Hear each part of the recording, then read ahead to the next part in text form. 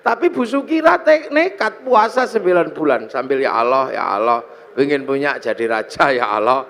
Itu 9 bulan anaknya lahir, laki-laki keriting jemblok gitu, dikasih nama Soeharto. Itu jadi presiden 32 tahun. Nah, itu makanya dulu jalan puasa ini banyak ditempuh oleh nenek moyang kita.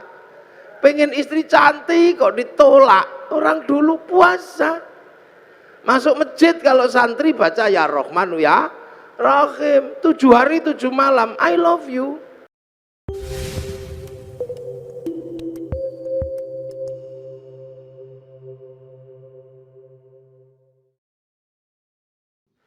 Bismillahirrahmanirrahim. Bismillah, alhamdulillah. Wassalatu wassalamu ala rasulillah Sayyidina Muhammad ibn Abdillah wa ala alihi wa ashabihi wa azwajihi wa dhurriyyatihi wa ahli baitihi wa man tabi'ahum bi ihsan ila yaumil qiyamah. Bapak Dirut, Pak Doso, berarti anak ke-10. Doso itu sedoso. Itu biasa di Jogja anak ke-10 dikasih nama Doso. Anak ke-10, Doso Agung berarti 10 keluarga besar bersaudara.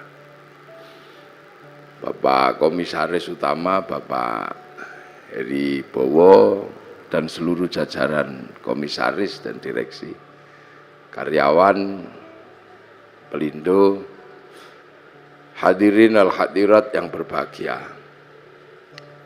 Ini alhamdulillah tadi disampaikan oleh Pak Heri Bowo, Pak Komut, Pak halal bihalal ini adalah prestasi orang Nusantara membuat Islam jadi indah. Jadi Islam itu jadi indah karena kepinterannya orang Indonesia. Puasa itu sebenarnya ya yang penting nggak makan dari sebelum subuh sampai maghrib, itu aja intinya, nggak makan, nggak minum, nggak jawil-jawil, intinya cuman itu. Tapi orang Indonesia jadi pintar, jadi indah. Karena Indonesia ini mataharinya jarang dilihat tumbuhnya secara langsung karena terhalang oleh pohon, maka di Indonesia muncul tradisi imsak. Imsak itu karena mataharinya nggak kelihatan. Di Arab nggak ada begitu, karena Arab itu kalau matahari muncul langsung kelihatan. Di sini juga puasa itu jadi indah. Karena puasa orang sini lebih berat dari orang Arab. Orang Arab kalau puasa keluar rumah lihat padang pasir. Nggak ada orang pengen makan padang pasir. Tapi orang sini keluar rumah lihat jambu, lihat belimbing. Maka para kiainya daripada kamu nggak khusyuk kalau puasa, sebaiknya tidur aja. Maka kemudian setelah itu tidur, dikasih dalil naumuso imin ibadatun, tidurnya orang puasa itu ibadah. Nah, karena tidur terus akhirnya kiainya sepi, maka kiainya pergi ke pasar cari mercon. Akhirnya puasa di Indonesia muncul mercon dar-dor. Maka ndak usah heran kalau ada puasa kok merconnya banyak, itu khas Indonesia. Terus kalau malam ada sahur. Bahkan sekarang ono sahur ora sahur sak karepmu ono. Nah, itu kehebatan orang Indonesia. Terus selesai puasa halal kayak gini nih, minta maaf. Di Arab sana nggak ada orang kenal tetangga. Nah, di sini bebeknya nelek di halaman tetangganya, maka saling memaafkan. Kerja di pasar biasalah, itu khas Indonesia. Kenapa? Karena puasa ini harus disyukuri. Berbahagialah orang yang berpuasa dan mau menjalankan puasa. Karena puasa ini nggak main-main. Ibadah yang Allah bikin alasan itu puasa. Karena puasa itu seperti penyiksaan, nggak makan, nggak minum, nggak penyiksaan. Tapi Allah kasih alasan. Puasa ini bukan kamu saja, tapi orang dulu juga tak suruh puasa. Kama kutiba 'alal ladzina min qablikum, seperti orang dulu. Jadi puasa ini bukan sampean aja yang disuruh. Seluruh manusia dari zaman bahula itu disuruh puasa. Makanya puasa ini ibadah yang paling terkenal. Karena puasa ini ibadah kuno, kurikulum lama. Ibarat sekolah, kurikulum yang nggak pernah hilang itu berhitung. Matematika itu nggak pernah hilang kurikulumnya. Puasa itu juga sama, kurikulum kehidupan yang nggak pernah dihilangkan oleh Allah. Semenjak zaman Nabi Adam sampai Nabi Muhammad. Nabi Adam itu puasa juga. Sehari di bulan tanggal 13, 14, 15 rembulan itu puasa. Terus 27, 28, 29 akhir bulan namanya puasa Ayyamus Sud. Kalau hari terang puasa Ayyamul Bid. Nabi Idris juga puasa, dikenal dengan puasa tanpa nyawa, bila roh. Makanan tidak ada nyawanya, tanpa ikan, nasi mutih nih cara orang sekarang. Nabi Dawud juga puasa, sehari iya, sehari enggak. Nabi Musa sebelum naik Gunung Tursina puasa. Nabi Ibrahim puasa. Nabi Isa diajari puasa. Nabi Muhammad juga masih diajari puasa. Dan Nabi Muhammad dikatakan oleh Allah, kama kutiba 'alal ladzina min qablikum. Seperti orang dulu. Makanya puasa ini dikenal semua manusia. Bahkan semua agama kenal puasa. Itu uniknya puasa. Dulu ada agama kuno, sekarang punah agama itu. Namanya agama Zoroaster. Nabinya Zarathustra. Ajarannya nihilisme. Kalau orang Jawa bilangnya suwung. Itu Tuhannya dua. Tuhan terang namanya Ahriman, Tuhan gelap namanya Ahura Mazda. Nah, dua Tuhan ini suka kelahi. Usil. Tuhan terang penguasa matahari, Tuhan gelap penguasa rembulan. Kalau dua Tuhan ini kelahi, Tuhan terang kok kalah gerhana matahari. Orang Zoroaster puasa 3 bulan. Kalau Tuhan gelap kalah gerhana matahari, puasa 40 harian gitu. Puasa. Ini orang Zoroaster. Cuman agama Zoroaster itu punah. Berganti menyembah api. Yang akhirnya di dalam Al-Quran dikenal dengan Majus atau Majusi.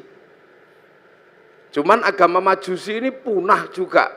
Karena raja terakhir Majusi namanya Rustum yang ada di Persia sana masuk Islam. Raja Rustum ini anaknya dinikahkan dengan anak Sayyidina Ali bin Abi Thalib. Namanya Sayyidina Husain. Lahir Sayyid Ali Zainal Abidin. Nah, karena masuk Islam, kemudian orang Majusi tidak lagi menyembah api. Cuman orang Majusi kalau menyembah api, apinya ditaruh di bangunan tinggi, panjang, itu namanya Manaro. Sehingga kemudian setelah nyembah Allah, apinya dibuang, Manaronya ditaruh di depan masjid. Akhirnya masjid orang-orang ex-Majusi punya Manaro. Begitu seluruh kaum muslimin lihat masjid orang Persia punya Manaro, kok bagus, maka kemudian seluruh kaum muslimin berlomba-lomba bikin Manaro di depan masjid, yang akhirnya sampai Surabaya jadi Menoro. Nanti puasa. Lu ini Islamnya begitu. Kalau masjid khas Arab yang asli ya kotak tutupnya, pelepah kurma. Menoro itu, menara itu dari tradisi Majusi dulu. Kubahnya itu ketika Islam ketemu dengan Nasrani yang di Konstantinopel, kemudian punya masjid, ada kubahnya itu sumbangan dari gereja dulu. Makanya kubah masjid sama kubah White House itu sama, kubahnya istananya Presiden Amerika ya sama kubah. Lah itu. Orang Majusi. Orang Hindu. Orang Hindu juga disuruh puasa. Jadi Hindu juga mengenal puasa, namanya upawasa. Upawasa itu enggak makan, enggak minum, enggak menyentuh perempuan. Untuk persiapan muksa. Muksa itu mati terbaik ala Hindu. Hilang raga dan sukmanya. Hanya bisa dilakukan oleh orang Brahmana. Kalau orang kesatria enggak bisa hilang, maka dibakar, dingaben. Kalau di bawahnya ada kasta namanya Wisya, pegawai negeri. Nah, sampean-sampean pegawai ini kastanya Wisya. Itu dibakar matinya kalau sudah punya uang. Kalau belum punya uang nabung dulu. Nah, di bawahnya ada Sudra. Sudra ini petani, pedagang. Itu Sudra, tukang las, itu Sudra. Nah, di bawahnya ada kasta namanya Paria, pengemis. Ini matinya nggak ada yang ngurus. Di bawahnya ada Kuca. Kuca ini tukang ngutil. Jadi hidupnya ngentit. Apa itu? Tukang motong bansos lah kalau ininya. Itu Kuca. Itu matinya juga nggak ada yang ngurus. Di bawahnya ada Meleka, maling. Kalau ketahuan lari. Tapi di bawahnya ada namanya Candala, maling kalau ketahuan berani. Nah ini begal itu. Nah ini nggak ada yang ngurus. Nah, makanya mati terbaik itu muksa. Supaya bisa moksa melakukan upawasa, nggak makan, nggak minum, nggak menyentuh perempuan. Nanti tubuhnya mengecil, kecil, lap, hilang, imaterial. Itu namanya moksa. Tapi waktu itu banyak yang gagal, sudah mengecil, ingat istrinya. Maka macet, jadi jenglot atau Bathara Karang itu. Makanya kalau ada yang ketemu jenglot jangan dijual mahal, itu produk gagal moksa. Itu asalnya begitu. Makanya dulu terus orang-orang di sini mengambil ajaran yang lebih mudah, bukan menahan hawa nafsu tapi ngumbar hawa nafsu. Namanya ajaran Bhairawa Tantra. Itu upacaranya namanya pancamakara, laki perempuan udo kabeh melakukan hubungan seks bebas sak mblengere. Sisane sekarang di Gunung Kemukus Boyolali itu. Terus minum arak sak mblengere itu. Perutnya biar kenyang, kasih makan makanan termasuk tumpeng. Nanti biar kalau sukmanya pergi, tubuhnya masih ada, namanya ngerogo sukma, kasih makan daging manusia, maka tukul sumanto. Akhirnya orang di sini mampu punya ilmu ngerogo sukma. Sukmane pergi diajak nyolong, namanya ngepet.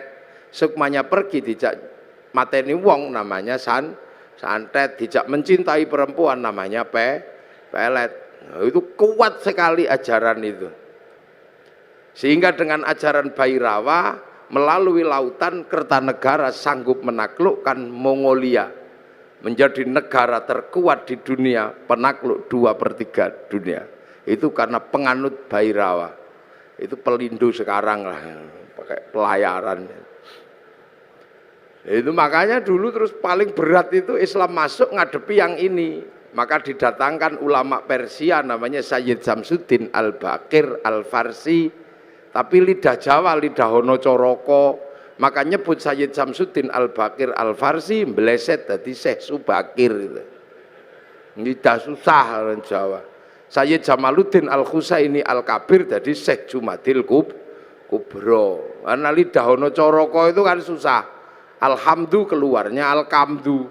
Ya Hayu ya Qayyum ya Kayuku ya Umu. Robbil Alamin keluarnya Robbil Ngalamin karena punyanya Monggo Botongo. Gak punya dot, punyanya lo, maka Ramadan keluarnya Romlan. Nah, makanya orang-orang ini datangkan Syekh Subakir ini ngadepi orang Bhairawa. Nah, orang Bhairawa akhirnya lari ke Banyuwangi sana. Dipimpin Menak Sembuyu Bajul Sengoro. Nah, di sana diajar sama muridnya Syekh Subakir namanya Maulana Ishaq. Makamnya di Kemantren Lamongan itu. Akhirnya Menak Sembuyu nyerah, anaknya yang perempuan dikasihkan sama Mbak Ishaq, lahir Raden Ainul Yakin Sunan Giri, makamnya Gresik. Maka orang Bhairawa hilang, lari ke Bali. Tapi lama-lama tumbuh lagi orang Bhairawa di Kediri, nyembah patung Totok Kerot di daerah Pagu Pamenang, tempat moksanya Joyoboyo. Diajar sama Sunan Bonang, akhirnya nyerah. Lah begitu nyerah, ya sudah, kamu muternya tetap gak apa-apa, laki perempuan, tapi jangan nudo pakai baju. Arak diganti teh, kopi atau air putih. Tumpeng karena itu halal nasi gak apa-apa. Ingkung manusia diganti ingkung pitik. Mantra Ngrogo Sukmo diganti kalimat tauhid la ilaha illallah. Makanya kemudian ada Indonesia punya tradisi tumpengan. Itu yang dandani namanya Sunan Bonang. Nah, Sunan Bonang mengajarkan kepada Sunan Kalijogo muridnya untuk disebarkan di seluruh Jawa. Sunan Kalijogo mengajarkan pada muridnya namanya Sunan Geseng. Sunan Geseng mengajarkan pada muridnya namanya Mbah Abdul Halim Pangeran Benowo, Surabaya sini. Mbah Benowo mengajarkan pada Mbah Abdul Rahman Pangeran Sambulasem, diajarkan kepada Mbah Jabar Tuban, diteruskan oleh muridnya namanya Mbah Sufyan Tuban, teruskan muridnya Mbah Abdul Halim Boyolali, punya murid Mbah Abdul Wahid Solotigo, punya murid namanya Mbah Khairon Purwodadi, punya murid Mbah Asy'ari Jombang. Nah itu Jombang lagi punya putra Kiai Hasyim Asy'ari, maka pengikut Kiai Hasyim Asy'ari tidak alergi sama tumpeng. Nah ini berhubung orang Jombang mesti saya jelaskan. Jadi halal bihalal Jombang, tumpeng juga Jombang. Jadi biar Jombang itu ngertinya nggak cuman besut, manjamino. Jadi puasa. Makanya karena upawasa itu nggak makan, nggak minum, nggak menyentuh perempuan. Makanya ketika Islam datang membawa tradisi nggak makan, nggak minum, nggak menyentuh perempuan, namanya Syahrus Siam, kok seperti upawasa. Maka orang Indonesia menyebutnya bulan puasa. Jadi kalau sampean pengen tahu kenapa Ramadan kok disebut bulan puasa, karena dulu ada namanya upawasa, nggak makan, nggak minum, nggak menyentuh perempuan. Makanya kemudian Syahrus Siam disebut bulan puasa karena dulu upawasa. Orang Buddha itu juga pelajaran puasanya ada. Ketika ingin mendapatkan kesempurnaan menuju nirwana, itu puasa di bawah pohon bodhi, pakai kain selempang, tidak pakai daleman. Itu waktunya tidak terbatas sampai mendapat pencerahan. Agama besar Yahudi juga puasa. Kalau peringatan Yom Kippur mereka puasa. Nasrani juga diajari puasa. Kalau hari Jumat Agung menjelang Paskah juga puasa. Jadi hampir semua agama itu kenal puasa. Karena apa? Ini syariat kuno. Makanya enggak usah heran kalau ada puasa. Apalagi orang Jawa. Orang Indonesia ini hobi kalau yang namanya puasa. Makanya variasi puasa terbanyak itu di sini. Ada puasa makan pupus daun namanya ngidang. Ada puasa mangan polo pendem yang di bawah tanah namanya ngerowot. Ada puasa tidak kena matahari namanya pati geni. Ada puasa gandul duit namanya ngalong. Ada puasa diem macam bisu. Ada puasa ngeluyur aja namanya ngidan. Ada variasi puasa itu macam-macam itu di sini. Dan bagi orang Nusantara dan orang dunia, puasa ini menempati sejarah tersendiri. Hampir seluruh cerita besar itu bermula dari puasa. Rasulullah mendapatkan wahyu setelah puasa, naik turun gunung di Gua Hira hampir dilakukan selama 15 tahun. Syekh Abdul Qadir Al-Jilani mendapatkan ma'rifatullah itu setelah puasa 25 tahun di padang pasir dibimbing Syekh Mubarak Al-Majzumi, jadi Sultanul Aulia. Di Jawa Sunan Kalijaga rojone berandal bisa jadi wali karena puasa 3 tahun. Sunan Geseng itu tadinya cuma tukang ngambil kelapa itu, tapi kuat puasa 3 tahun baca Ya Hayyu Ya Qayyum, itu bisa lari di atas air dan bisa meneruskan perjuangan Sunan jaga. Padahal dia keliru, yo kayuku yo kayumu.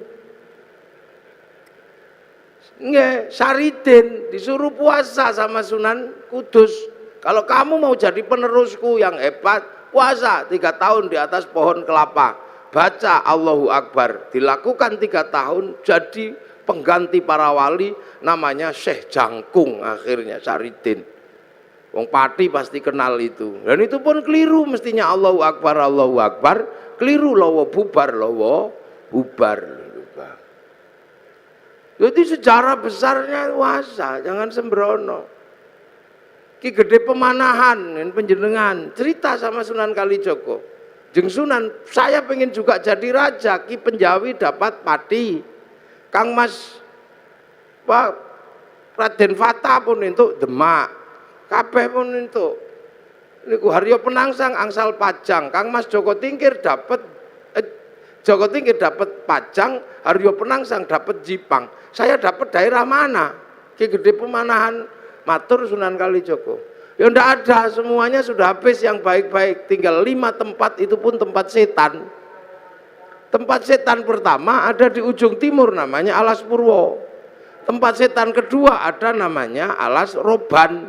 Tempat setan ketiga ada namanya Alas Larangan Cirebon. Tempat setan keempat ada namanya Alas Ketonggo Ngawi. Lah tempat setan yang kelima namanya Alas Mentau lereng Merapi. Makanya kamu milih yang mana? Milih Mentau aja. Wah, kalau kamu milih Mentau setannya gede-gede, kamu puasa 20 tahun biar ditemani sama Ki Ageng Giring, jangan turun. Puasa 20 tahun di Bang Lampir Gunung Kidul, ini Pak Doso pasti tahu itu. Itu bekas bokongnya itu sampai nyitak begini. Akhirnya apa? Mampu betul buka Alas Mentau, ditemani Ki Gede temani Ki Ageng Giring. Buka Alas Mentau, punya anak namanya Danang Sutawijoyo, mampu menjadi raja. Buka Alas, bikin negara namanya Mataram. Yang akhirnya dipecah Belanda jadi 2, Jogja sama Solo. Yang akhirnya dipecah lagi Hamengkubuanan, Pakualaman, Mangkunegaran, Kasunanan. Puasa. Itu Ki Ageng Pengging pengen punya anak jadi raja, suruh puasa sama Sunan Kalijaga 7 tahun.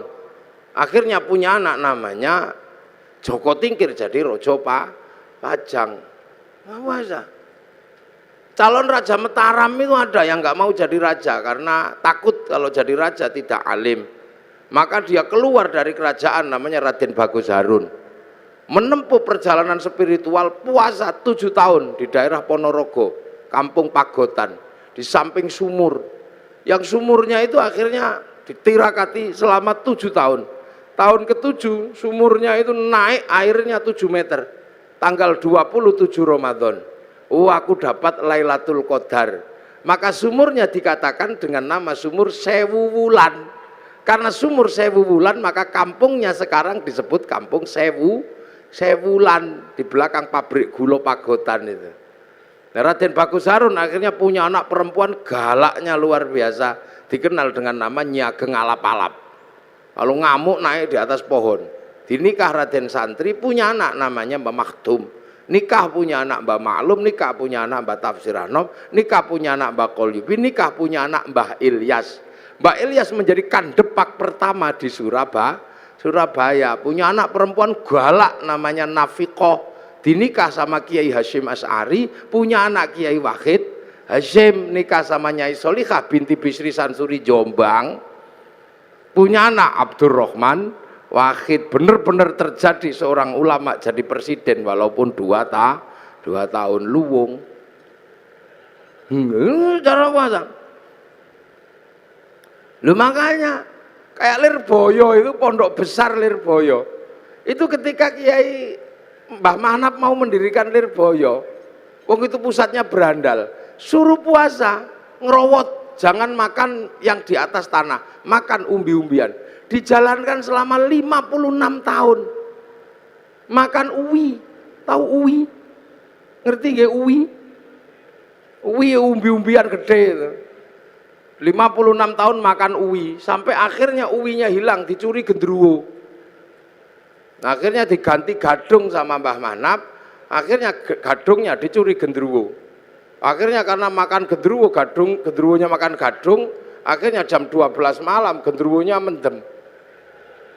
Angin ribut terjadi di Lirboyo, pondoknya ambruk karena ada genderuwo makan gadung. Akhirnya sama Mbah Manap dikasih minum minyak jarak, terus sembuh. Kasih tugas nimba untuk air mandinya santri, pakai singgot, pring panjang itu nyinggot namanya. Nah maka di Lirboyo dulu zaman mondok sampean kalau tahu itu ada kriat kriut itu genderuwo nimbo. Nah, tapi sekarang genderuwonya pensiun karena Lirboyo sudah punya sanyu. Sudah pensiun.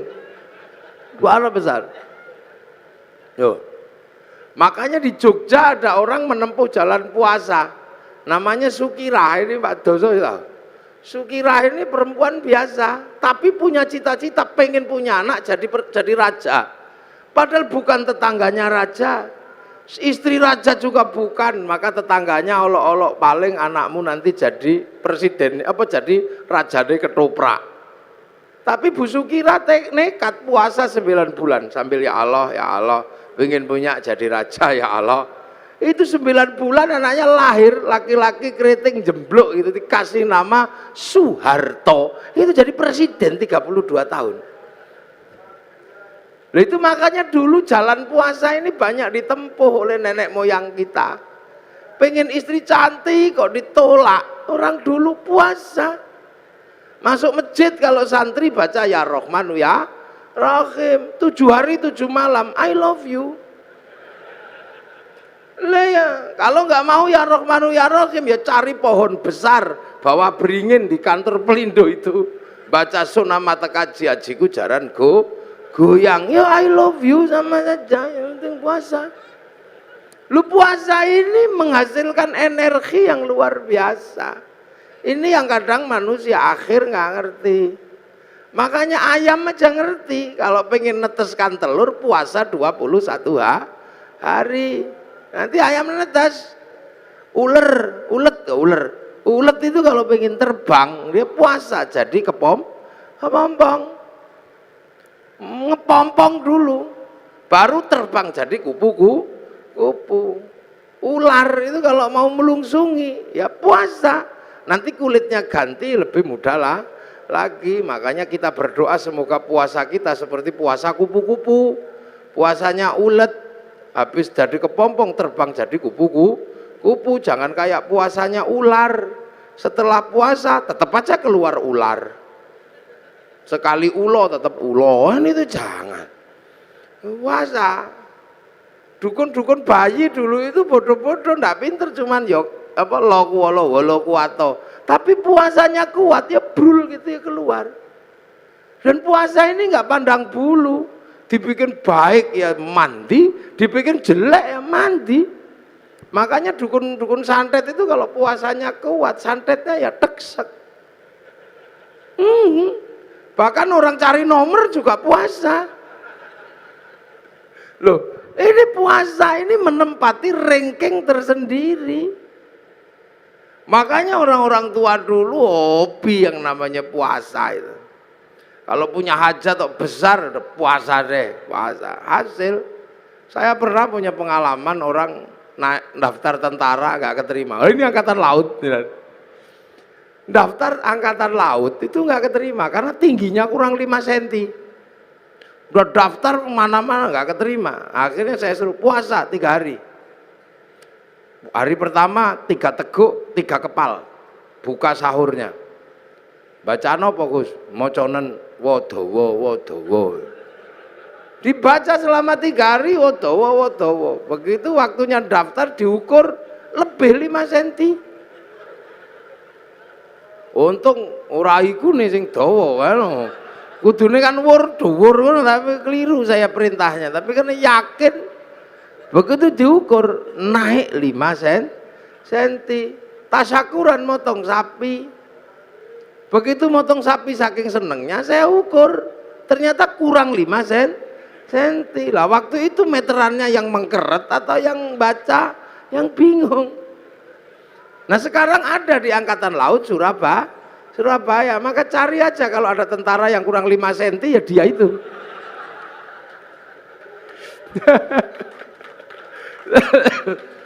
Ini puasa. Makanya nenek-nenek moyang kita kuat-kuat. Nah sekarang begitu puasa itu menakutkan, maka orang ini jadi lemah. Jadi lemah. Dulu orang Jawa, orang Indonesia ketemu singo, gitu kita ikut, semilar, singone lari. Orang sekarang begitu takut puasa, jangankan sama singa, sama melinjo takut. Nih, monggo Pak melinjo ora samura tahu. Santen itu enggak, kenapa? Kolesterol. Penyakitnya banyak karena enggak ada orang mau puasa. Akhirnya begitu remuk masuk rumah sakit. Dokter harus menangani orang sakit, tapi ketika orang sakit mau ditangani, dokter mengatakan puasa. Ya, puasa dulu, kalau enggak puasa saya enggak mau ngoperasi. Makanya pasien yang mau dioperasi pun harus puasa. Lu dokter aja ngerti, nah sampean kadang enggak ngerti, mumpung masih sehat, poso. Jangan kok tiap bulan puasa datang poso maneh. Itu caranya Allah. Dari dulu manusia dikasih senjata yang luar biasa namanya puasa. Gitu. Makanya kalau ada people power enteng-entengan, ada puasa enteng-entengan. Apa puasa enteng-entengan? Diet. Nah diet itu puasa enteng-entengan. Kan Pak Amin kan mengatakan ada people power enteng-entengan. Nah puasa enteng-entengan juga ada, namanya diet. Karena kalau diet kenemenen dead. Nah inilah ya, jadi ini dari zaman kuno. Makanya orang itu kalau puasanya rajin kuat, nggak takut apa-apa, sehat. Nah sekarang manusia ini dengan puasa takut. Jadi puasa ini kiri kanan oke. Gaya apik mandi, bikin jelek ya mandi. Cuman puasa kita ini berbeda. Kalau puasa yang diajarkan oleh Allah ini la'allakum tattaqun. Agar kita menjadi orang bertakwa. Apa sih takwa itu?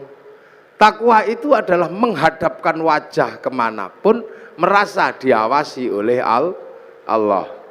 Itu. Oh ini ngaji kalau di syuting itu ya gini jadi panas. Lampune siji loro. Ngerti wong pelindung Kiai ireng. Lampune diakeh, Pak Doso ngerti Kiai ireng lampune sing akeh. Mengarah ke saya semua ini lampunya, bau panas. Jadi walaupun saya ngadep ke sana, saya nggak lihat ada perempuan di sini, nggak kelihatan. Kalau lampunya ke sini. Takwa itu apa? Menghadapkan wajah kemanapun, merasa dilihat Allah. Nah, makanya orang bertakwa itu menjalankan perintahnya, menjauhi larangannya, karena kemanapun merasa melihat Allah. Lah kenapa kalau merasa melihat Allah, merasa dilihat Allah, merasa diawasi Allah, kok harus puasa? Ya memang itu caranya. Karena manusia itu nggak kenal Allah. Ini nggak kenal. Tapi manusia yang asli kan kenal. Manusia itu yang asli kenal Allah, harus tahu ketemu kok. Sudah pernah dep-depan sama Allah manusia itu.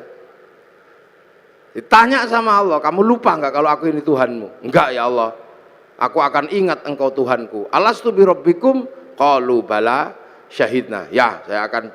Ya sudah, kamu turun sekarang. Fanfukur ruh, maka manusia dari langit diturunkan ke dunia. Langit busuk turunkan ke dunia. Ditaruh di mana? Ditaruh di daging dunia. Lah daging ini produksi lokal dari makanan orang tua. Orang tuanya makan diproses di perut, dikeluarkan jadi jadi umbel, jadi apa. Nah, makanan manusia yang paling intinya itu disimpan di sini, namanya nutfah. Nutfah itu zat hidup yang ada dalam setiap makanan, Karena Allah berfirman, idza arada syai'an ayyaqula lahu kun fayakun. Simpen di sini namanya nutfah atau mani. Maka nanti kemudian dicampur, punya bapak, punya ibu, produk dunia ini, Pak Doso, lampunya dimatikan terus dicampur itu. Terus nanti dititipkan ke rahim ibu. 3 bulan jadi segumpal darah, 4 bulan jadi segumpal daging. Nah kalau sudah jadi daging, maka kemudian nyawa turunkan manusia yang dari langit diturunkan masuk ke dalam daging. Nah begitu masuk ke dalam daging, lah proses casingisasi dilakukan. Ditempelkan, manusianya ditaruh dalam daging, dagingnya ditambah, kasih tulang, kasih tiang, kasih iket, otot, bungkus kulit, tumbuhkan rambut, 9 bulan keluar. Begitu keluar, manusia yang asli sudah di dalam, yang kelihatan bungkusnya. Lah bungkusnya ya tergantung yang buat. Karena yang buat itu pesek, ya keluarnya pesek. Kalau yang bungkusnya kok mancung, ya keluarnya mancung. Kalau yang bikin bungkusnya kok cantik ganteng, nah keluarnya ini.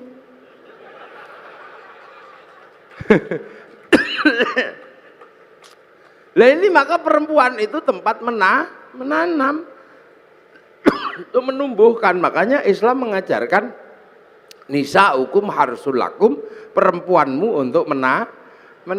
Proses casingisasi di perempuan. Makanya perempuan itu seperti sawah. Ini sawahnya laki-laki ini yang punya sawah. Nah sawah itu untuk nanam. Makanya kalau pengen tanamannya bagus, sawahnya harus bersih. Jangan kok penuh sampah, jangan penuh kotoran, jangan terlalu banyak rumput liar. Makanya biar sawahnya bersih, laki-laki punya tugas membersihkan sawah, belikan lipstik, belikan gelang, masukin salon. Itu loh bener itu, sampean yang punya sawah ini harus bersih, harus tampil cantik. Biar tumbuhannya bagus. Sawah nggak boleh kering, sawah harus selalu basah dan selalu dipupuk. Nah perempuan juga harus selalu senang hatinya. Makanya agar perempuan senang hatinya, dia harus selalu dikasih uang. Loh yang laki-laki dengerin, jangan kok terpura-pura nggak denger. Iya ini yang perempuan ini, karena sawah harus selalu basah dan senang. Sawah itu kalau dikasih tanaman nggak boleh dibakar. Maka begitu juga perempuan kalau ditanami nggak boleh marahi. Maka perempuan itu nggak elok kalau dimarahi. Iya, perempuan kalau marah-marah boleh, karena perempuan itu kalau marah-marah sebenarnya lagi buang sampah. Lebih bener perempuan itu buang sampah, karena kehidupan perempuan itu lebih susah dari laki. Perempuan itu pusing. Makanya perempuan itu stres. Saya pernah jadi perempuan sehari aja nggak kuat.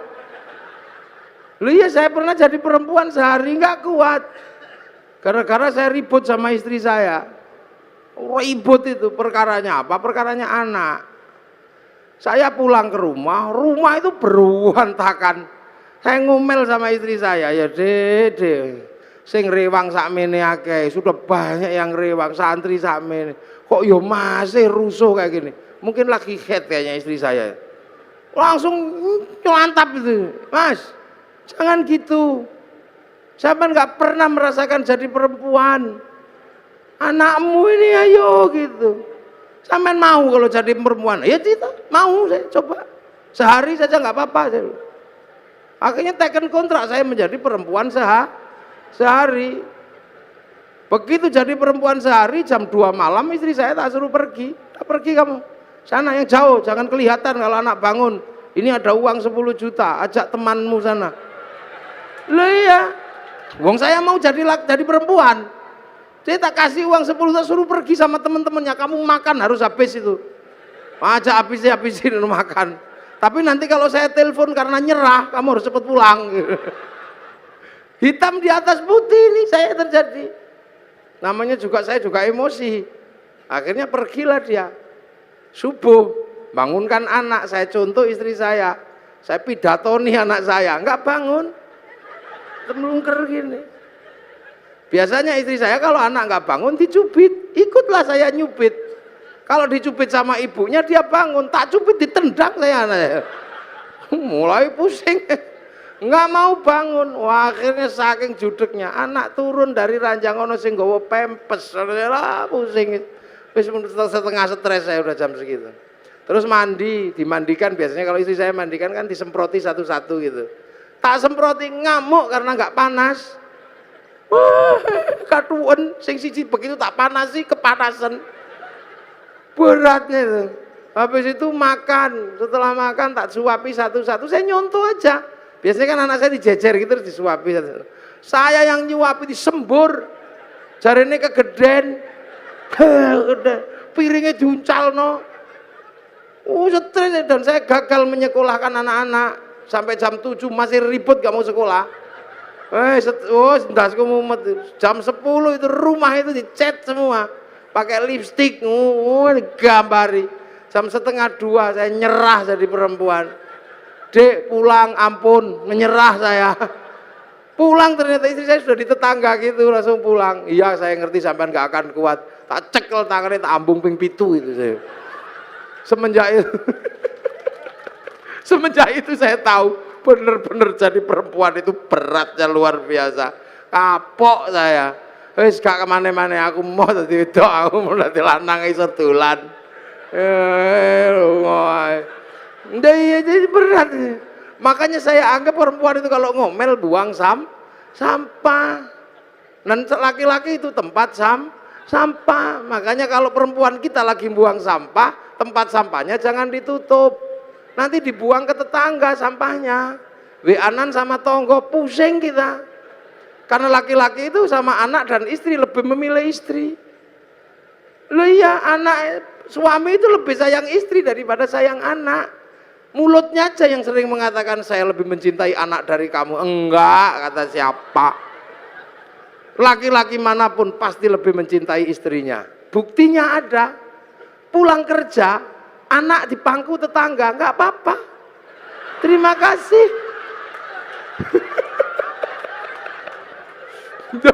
Iya, pulang kerja gitu anaknya di pangku tetangganya. Terima kasih, matur nuwun nggih pun ngomong anak kula.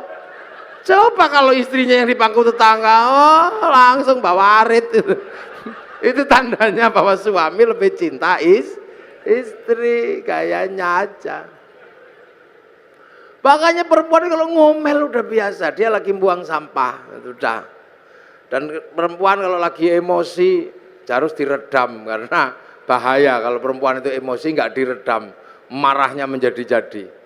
Saya punya pengalaman meredam istri yang sedang marah, tak kasih contoh. Ini saya pengalaman pribadi, curhat saya. Bukan curhat, kasih pengalaman. Istri saya tak suruh dandan, Dik, dandan yang cantik, karena nanti kawinannya santri. Maka habis subuh dandan sampai jam 7 pagi. Perosoku begitu keluar itu cantiknya luar biasa istri saya itu. Oh cantik itu, pergilah ke pernikahan. Bawa anaknya satu, bawa santri satu, namanya Arifin. Begitu sampai di perempatan, ya Allah. Di seberang sana ada perempuan cantiknya luar biasa.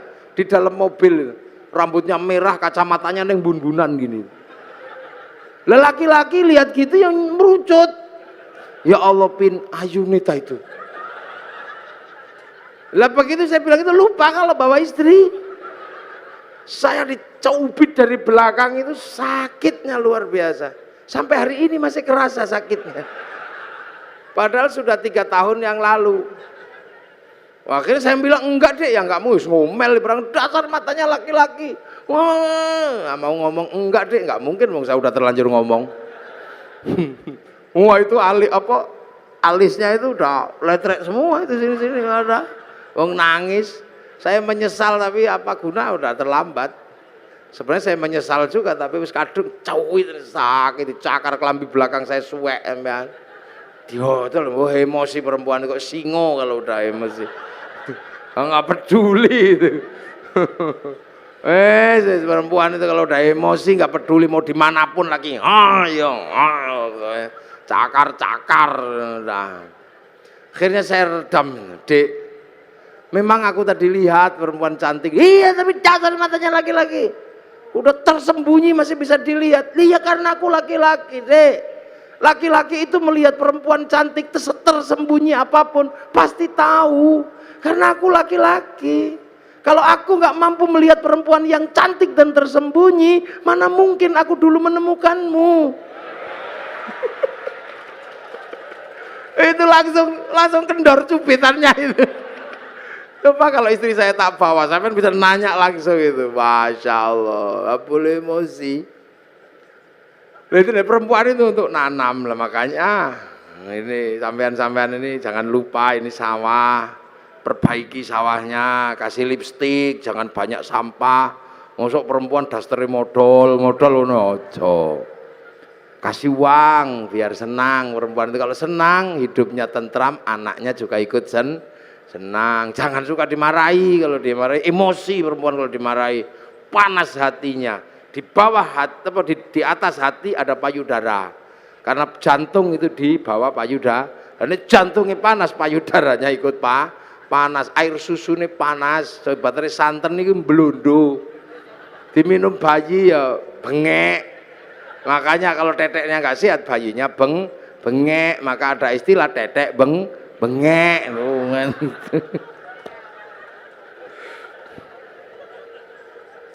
Loh itulah perempuan itu nanam untuk membuat proses casingnya manusia lah. Casing ini dunia, makanya manusia ini casingnya aja ini, tergantung yang nyita aja, ini dunia ini casingnya. Tangan ini dunia, maka dia senengnya dunia. Mata ini dunia, wong dari produk dunia kok. Makanya tangan laki-laki dimanapun kalau lihat bokong pasti pengen demek. Ini dunia, ndak usah tangan Pak Direktur, tangan Pak Komisaris, sama aja, wong tangan saya juga sama. Ini dunia, ndak usah heran. Tangan ibu-ibu dunia, maka pengen dikasih gelang. Sama aja, yang bedakan remnya dok. Insya Allah kayak kiai ini remnya cakram. Jadi pas direm set itu depan belakang berhenti. Nah rem pelindo ini kan nggak cakram, antromol tadi gitu.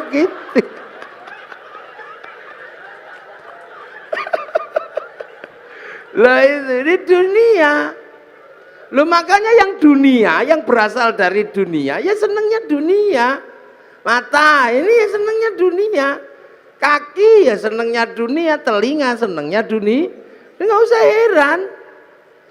Makanya kalau kita dengar adzan Allahu Akbar, Allahu Akbar, yang nyawanya, yang manusia, yang asli, yang dari langit, yang kenal Allah, tek pengen sholat. Tapi bokong ini kan dunia.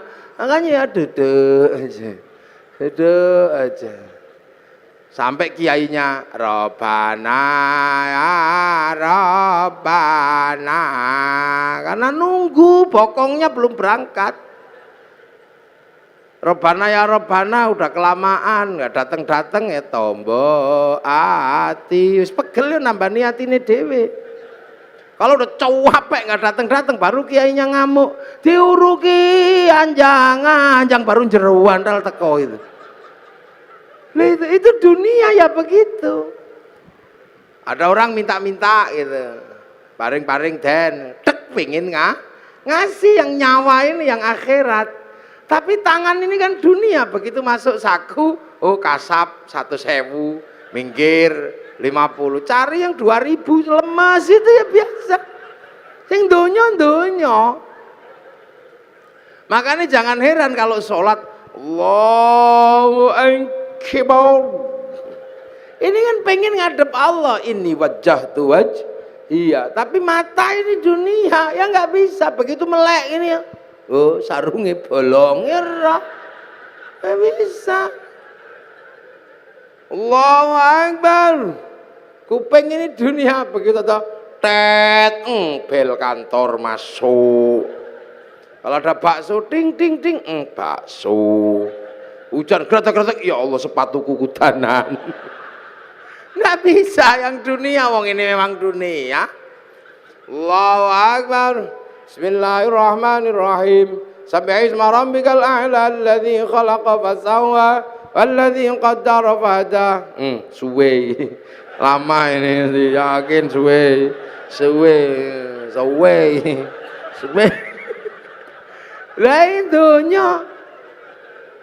Lah ini dunia, makanya nggak usah heran. Yang dunia senengannya dunia. Lah tapi kan ini raga punya tugas menghantarkannya nyawa. Sama dengan padi punya tugas mengantarkan beras. Sama dengan debok punya tugas mengantarkan pisang. Lah manusia punya tugas menghantarkan innalillahi wa inna ilaihi raji'un. Makanya nanti tiba-tiba ya sudah, satu saat ini semua akan kembali. Nah yang kembali apa? Ya nyawanya.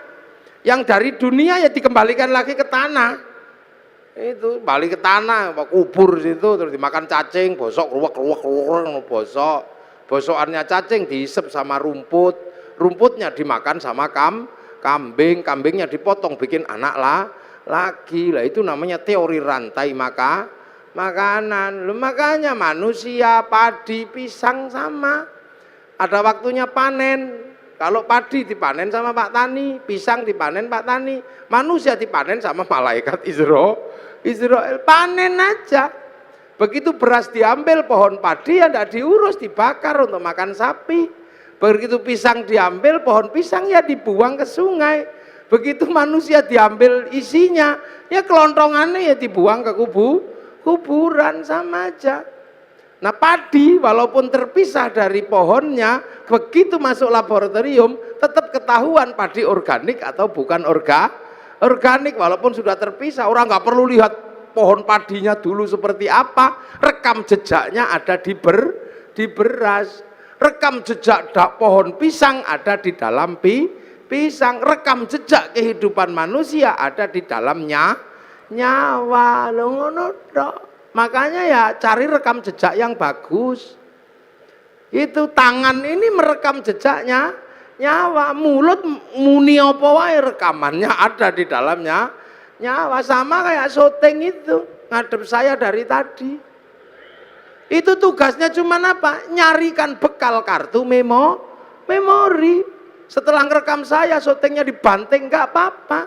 Yang penting memorinya masih ada, diputer keluar gambarnya, sama aja. Manusia juga gitu, makanya cari rekaman yang bagus. Nah, orang tidak mendapat rekaman bagus kalau nafsunya tinggi, egonya tinggi. Lah ego itu ada di dalam jasad, makanya jasad disuruh ngurangi makanannya agar ego jasadnya turun. Makanya kalau mata melihat gini, egonya turun, lihat istri gemuk, alhamdulillah, egonya udah turun, alhamdulillah gemuk, tanpa tak kasih makan 3 hari juga masih hidup. Akhirnya ruhani kita merekam alhamdulillah.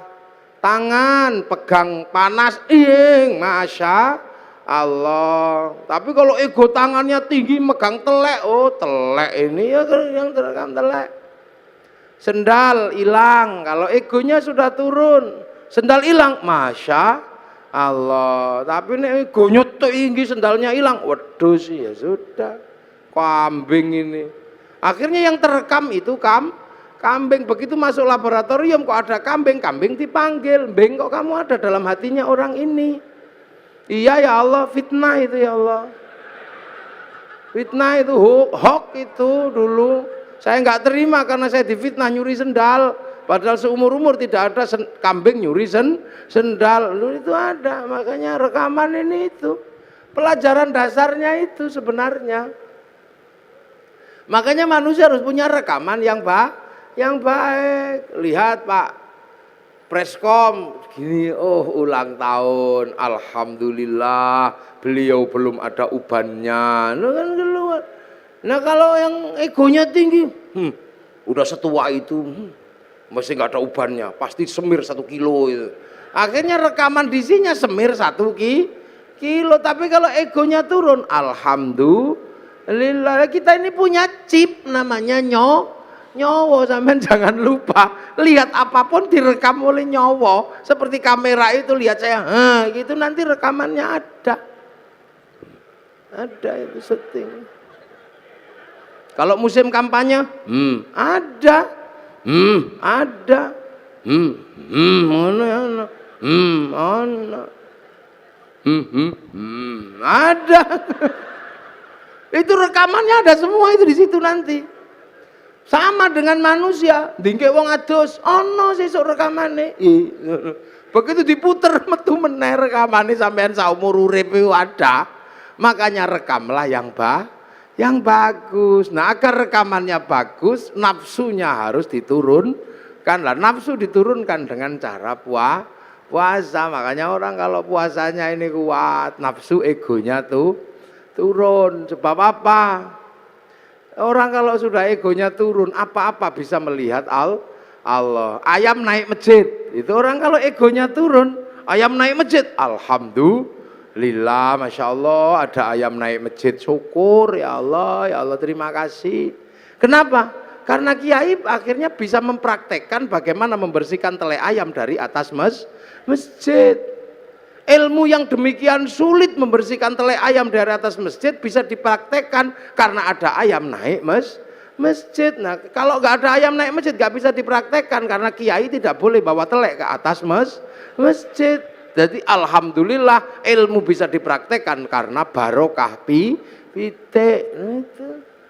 Makanya hati-hati, nafsu itu mengingkari Allah. Contoh, ini mudik lebaran.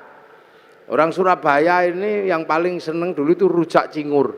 Akhirnya karena musim lebaran cari rujak cingur kemana-mana nggak ada. Sana nggak ada, ke sana nggak ada. Sampai seminggu kepengen rujak cingur. Bayangkan rujak cingur saja udah ngiler. Akhirnya pas halal bihalal ke tempatnya Pak Dirut, Pak Doso, ada rujak cingur. Seminggu kepengen rujak cingur, ada. Ya halal, ya silakan makan tapi hati-hati. Kalau saya nggak berani makan. Karena itu bisa jadi halal buat jasmani tapi haram buat rohani karena nikmatnya mesti luar biasa wong kepengin seminggu. Begitu setelah dari Pak Doso seminggu kepengin rujak cingur dapat, tiba-tiba besoknya ke tempatnya Pak Pres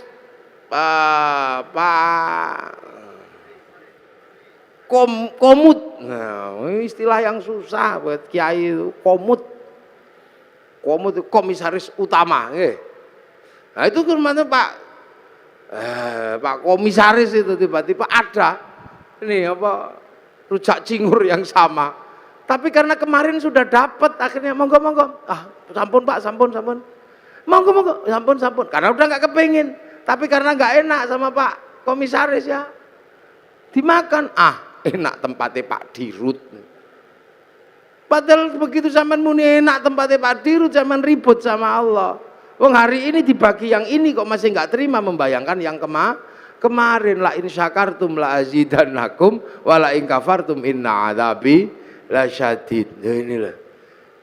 Jadi ini makanya orang kalau puasanya kuat-kuat, ini enak, nafsunya turun kemanapun kembali kepada Allah. Nah itu loh, maka la'allakum tattaqun, semoga kita menjadi orang yang bertakwa. Lah makanya nafsu ini kalau udah turun hidup jadi enak, indah. Makanya kita ini kalau orang-orang yang sudah bertakwa enak, lihat apapun kembali kepada Allah. Ini di belakang ada tema keragaman, ya keberagaman apapun juga dari Allah. Makanya orang kalau nafsunya turun ya nggak ribet. Lihat orang Jepang nggak perlu emosi, lihat orang Cina nggak perlu emosi, lihat orang Yahudi nggak perlu emosi. Toh kita hidup bersama-sama. Sekarang orang Jepang nggak datang, tapi mic-nya datang. Ini kan bikinan Jepang. Ya, jadi kita ngaji ini pun melibatkan orang Jepang. Kita ngaji melibatkan kipas angin, mereknya Maspion, Cino sih gawe. Kalau kita malam longok-longok pengen ngerokok, gudang garam Cino. Pergi haji kita nggak bisa jalan kalau nggak ada pesawatnya orang Yahudi. Wong Pak Habibie disuruh bikin pesawat nggak jadi, wong namanya tetuko. Sing teko ra tuku, sing tuku ra teko. Makanya kiai-kiai nggak ada yang ribet. Istri kita cantik-cantik karena parfum dan bedaknya orang Prancis. Nasrani karena bedak Surabaya nggak mau make, wong beras ditumbuk ya blonteng kah. Biasa aja hidup itu begitu.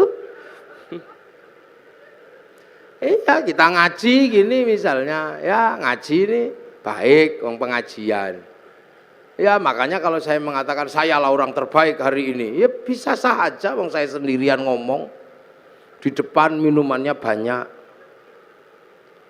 Tapi saya juga nggak bisa terbaik di sini karena baiknya saya ada panitia yang bikin pengajian. Kalau nggak ada panitianya ya saya nggak ada di sini. Lalu terus siapa yang terbaik? Ya panitia pasti mengatakan saya yang terbaik. Saya mengatakan kalau saya nggak datang pengajianmu jelek. Lah itu baru dua udah ributnya luar biasa. Belum lagi kalau sampean ikut-ikutan. Ya ini menjadi baik karena saya mau hadir. Coba kalau saya nggak ada yang datang, itu bukan pengajian namanya. Lah apa? Cek sound. Bukan kayak gini. Lah orang-orang yang sudah mengembalikan semua kepada Allah, enak, nggak ribet, biasa aja orang. Terus kita misalnya, ini pengajian jadi indah karena ada yang nata kursi. Apa yang nata kursi itu sholat subuh? Ya belum tentu. Jangan-jangan yang nata kursi nggak sholat subuh, tahu. Sama kita makan jadi enak karena apa? Ada bumbu. Bumbu bisa enak karena diulek pakai cowek. Kita nggak pernah tahu waktu bikin cowek itu bikin cobek. Jangan-jangan pas airnya kurang dikencingi juga nggak tahu gitu. Hidup itu indah. Jadi orang itu kalau sudah mengembalikan semua kepada Allah, nyaman, udah gak ribet. Orang Surabaya ini nggak punya garam, yang punya garam orang Madura. Sampai nggak tahu waktu orang Madura bikin garam, jangan-jangan kebelet pipis kolamnya dipipisi, ya nggak ngerti kita. Makanya jangan mudah berburuk sangka sama orang, biasa aja hidup itu. Ini makanya akhir-akhir ini begitu orang takut puasa, ini orangnya ribut aja, dikasih apa ribut, dapat apa ribut, itu biasa aja. Ini ngaji, ya ini ngaji, ini minumnya kopi. Kopi ini kita nggak ngerti, jangan-jangan yang metik kopi ini belum gajian, ini kita nggak tahu. Jangan-jangan yang metik kopi malah mati digigit ular. Maka semua kembalikan aja deh kepada Allah. Nah ini syaratnya apa? Nafsunya turunkan. Minimal dengan mengurangi makan kita bisa berlatih untuk menghadirkan dalam setiap kehidupan merasa ada Allah. Sehingga apapun rekamannya bagus. Makanya kepala sering diajak ngerekam. Kalau zikir la ilallah. Biar kepalanya ini merekam Allah, tangannya pakai tasbih, Allah, ya Allah, ini rekamannya Allah. Semua direkam, makanya sampean jangan heran. Rekaman kita ini terhubung langsung dengan servernya Allah, namanya Lauhil Mahfud, sama kayak sampean. Karena punya kartu handphonenya, bisa di GPS kemanapun, sama dengan manusia, mau lari kemanapun di GPS sama Allah. Loh ya inilah, nah ini yang bisa kita ambil dari yang namanya puasa itu ini. Nah ini halal bihalal ini. Pak ini amma ba'du. Nah ini baru muqaddimah selesai. Lu saya belum mulai ngaji. Lah kan saya baru amma ba'du. Lu ngajinya kiai itu ada amma ba'du. Dari tadi sudah amma ba'du belum saya? Ya belum. Ini baru amma ba'du, jadi ini baru muqaddimah. Ini baru pembukaan. Lah inilah artinya ini, pokoknya tahun depan ini jangan kaget, puasa aja deh. Itu jadi jalani puasa dengan sukacita. Makan ya silahkan. Boleh kok puasa itu kalau nggak tahan makan. Boleh aja, tapi jangan masuk ke belakang kindil-kindil itu. Aman haus pengen es jeruk, apa pengen es kopior gitu, minum aja. Kamu boleh. Yang penting tidak masuk ke belakang kindil-kindil di leher ini loh. Batas mulut itu kan di kindil-kindilnya itu. Makanya sikatan boleh, nyicipi makanan boleh, tapi jangan masuk ke belakang kindil-kindil itu. Batas mulut itu bukan di sini, tapi di dalam ini. Yang ada kiwil-kiwilnya itu loh. Nah, kalau tidak masuk ke belakang itu, kemu boleh, sikatan boleh. Apalagi sikatan karena bukan makanan, jadi tidak ada orang niat makan odol, itu tidak ada. Tapi kalau es campur begitu masuk, ya haram, langsung batal. Enak kok puasa itu. Yang tidak boleh itu ngentut di air. Karena kalau ngentut di air, airnya langsung masuk jerup ke dalam. Saya udah membuktikan berkali-kali kalau renang kentut, begitu yang keluar pertama air. Cur gitu. Makanya sampean kalau enggak bisa paling gampang kentut di dalam air, nanti dia berfungsi seperti apa? Yang biasa dicerupno itu apa? Dul kolak, sama kayak gitu. Nanti terus langsung mulek terus keluar. Nah itu enggak boleh, makanya puasa itu enggak boleh kentut di air karena airnya masuk, tapi kemu enggak apa-apa. Ngemut permen lollipop juga enggak apa-apa. Yang penting tidak masuk ke belakang kindil-kindil itu, wong itu batasnya di situ. Itu batas minimalis pokoknya. Jadi puasa itu. Kangen sama istri, wel enggak apa-apa, boleh. Yang penting jangan di situnya aja. Ini yang kadang orang tidak memahami, dipikir ngono ra oleh demok, boleh aja. Keuangan wel gludung. Yang penting jangan itunya aja. Kalau bisa, kalau enggak ya jangan. Duin apa sih itu? Sore-sore masak, ngicipi boleh, yang penting tidak ditelan sampai ke belakang. Kintil. Itu aja. Nah inilah makanya semoga ini mengingatkan kita semua tentang puasa. Selebihnya nanti ada hal yang lain. Kalau masih ada waktu ya kapan lah kita sambung lagi. Ini muqaddimah aja untuk menjelaskan biar kita nggak takut puasa. Karena puasa ini kama kutiba alal ladzina min qablikum. Mudah-mudahan ada manfaatnya. Ihdinas siratal mustaqim. Assalamualaikum warahmatullahi wabarakatuh.